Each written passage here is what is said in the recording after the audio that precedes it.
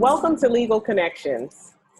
Today with us, we're going to speak with a FAMU College of Law alum who's making a big difference in the community. Welcome, Attorney Charles G. Thank you for having me, Kimberly. Yes, and tell us a little bit about your background.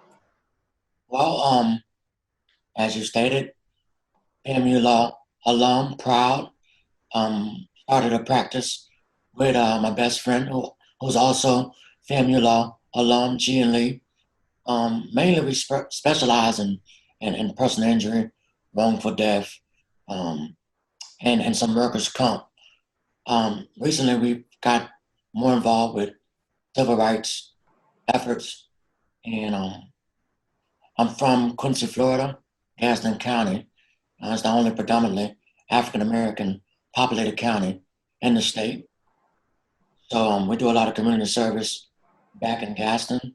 We have offices in Orlando, Tallahassee, and Atlanta. Okay, and tell us about your recent efforts. I'm going to let you describe something significant that you've been involved in recently. Well, recently, a lot of the attention has been on the successful removal of a Confederate monument in Gaston County. And again, I'm credited with leading the effort, but it was a team effort.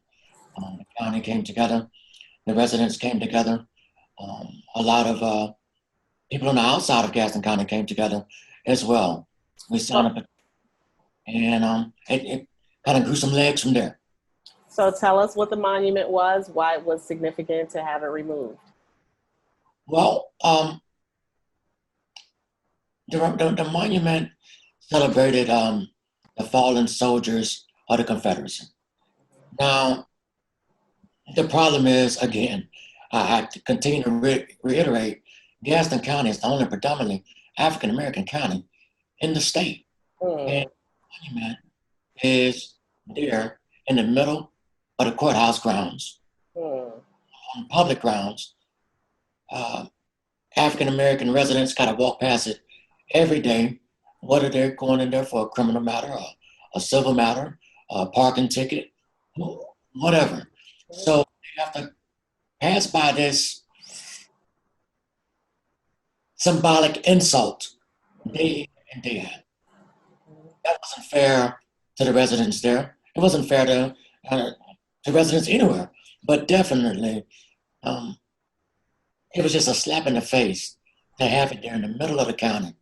It's not a county filled with high-rise buildings and big monuments, but this is the biggest one. If you ever came to Gaston County, it's definitely a site that you'll remember because there's not many monuments, but the biggest one that you see is the one celebrating those that fought to keep African Americans enslaved, treated less than humans, dehumanized, etc. And so it never felt right with me as a young boy growing up in Gaston County, and it definitely didn't feel right with me being a practitioner, assisting the residents there. Mm-hmm. And so you have your efforts and been well received, would you say? Yeah, I've been well received. Now, obviously, there's some pushback. There's some pushback from members of the community that don't understand the Black community's argument, our plight, systemic racism. So, sure, there's been some pushback, but the majority, I would like to focus on the majority of the support and the outpouring of support for this removal. And since then, we've had people calling my office from counties, neighboring counties, that want to take steps in removing their Confederate monuments.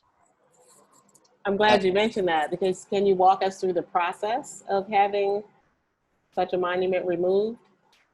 Our process was it was somewhat of a seamless transition because we made the announcement that we wanted it removed.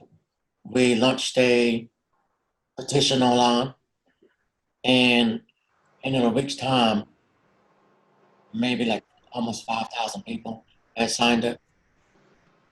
So just timeliness, kind of striking, maybe a little luck with a county commission meeting being held within a week's time. They saw those signatures. It's around election season for everybody. I'm sure nobody wanted to be on the wrong side of 5,000 signatures in this small county. Right. After that meeting, the board moved swift, and within, I would say within a few hours after that meeting, they were removing that monument that was there for maybe over 115 years. Hmm. Well, thank you for your work and doing that. And who do you give credit to for assisting you or inspiring you with your work? Um, I want to credit one, the residents of Gaston County. They came together, they shared this campaign, they signed it, they spoke up because one man couldn't do this. This hasn't been an issue just when Charles G came along to try to get it removed. People were trying to get this thing removed years and years and years, and they were being struck down time and time again. Hmm. But the right timeliness came when we all came together. So I credit the residents of Gaston County. I credit the county commissioners that stood up as well. Mhm. And I think our ancestors were played a big role in the saying, hey, the time is now, the time is right, and we want to see it removed. And so the power just kind of swept through, and today it no longer stands. And I think we're a better county and a better area because of it. And it just also highlights the power of one person and our collective efforts, you know, because I know you said it was a team, but it has to start with action, you know, somewhere. And so thank you for being a part of that change. Thank you. Thank you for joining us also on Legal Connections. I look forward to joining you again, Kim. Thank you.